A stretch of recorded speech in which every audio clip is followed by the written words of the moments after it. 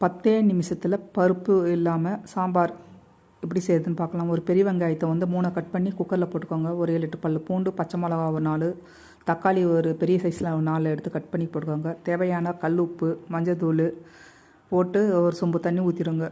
அதை வந்து குக்கர் மூடி போட்டு 3 விசில் விட்டுடுங்க. அப்புறமா விசில் போட்டு எடுத்ததும் அந்த தண்ணியெல்லாம் வடிச்சிட்டு கரண்டியிலே கலந்து விட்டுக்கோங்க, கடைஞ்சிக்கோங்க.